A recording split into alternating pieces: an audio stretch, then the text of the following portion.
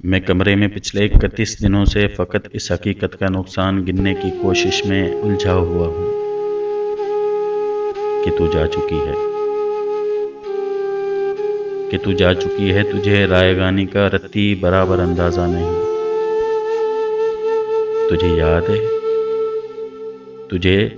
یاد ہے وہ زمانہ جو کیمپس کی پگڈنڈیوں پہ ٹہلتے ہوئے کٹ گیا تھا، کہ ایک پیر تیرا تھا ایک پیر میرا تھا۔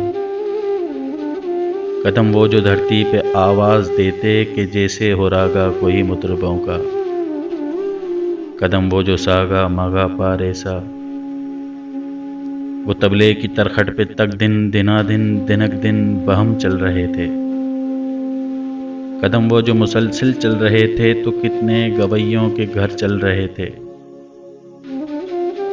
مگر جس گھڑی تم نے اس راہ کو میرے تنہا قدم کے حوالے کیا، ان سروں کی کہانی وہیں رک گئی۔ کتنی فنکاریاں کتنی باریکیاں، کتنی کلیاں بلاول گویوں کے ہونٹوں پہ آنے سے پہلے دفن ہو گئی۔ کتنے نصرت فتح، کتنے مہندی حسن، کتنے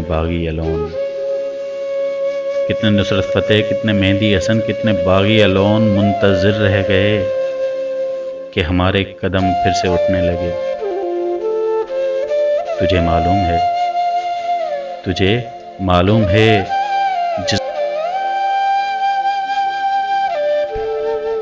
جس گھڑی میری آواز سن کے تو ایک زاویے پہ پلٹ کر مڑ گئی تھی، وہاں سے ریلیٹیوٹی کا جنازہ اٹھا تھا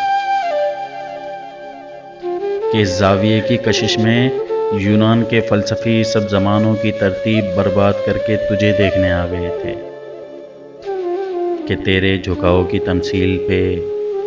اپنی ترچھی لکیروں کو خم دے سکیں، اپنی جکڑی ہوئی گردنوں کو لیے اپنے وقتوں میں لپٹے ہوئے جیومیٹری کو جنم دے سکیں۔ اب بھی کچھ فلسفی اپنے پھیکے زمانوں سے بھاگے ہوئے میرے رستوں پہ آنکھیں بچھائے ہوئے اپنی دانست میں یوں کھڑے ہیں جیسے دانست کا منبع یہیں پر کہیں ہے، مگر مڑ کے تکنے کو تو ہی نہیں ہے۔ تو کیسے ان گلیوں سے ڈیونچی اٹھے، کیسے ہسپانیوں میں پکاسو بنے، کہ ان آنکھوں کو تو جو میسر نہیں، یہ سب تیرے میرے کھٹے نہ ہونے کی قیمت ادا کر رہے ہیں، کہ تیرے نہ ہونے سے ہر ایک زماں میں کوئی ایک چہرہ تازہ نہیں، تجھے رائے گانی کا رتی برابر اندازہ نہیں۔ میں کمرے میں پچھلے 31 دنوں سے فقط اس حقیقت کا نقصان گننے کی کوشش میں الجھا ہوا ہوں کہ تو جا چکی ہے۔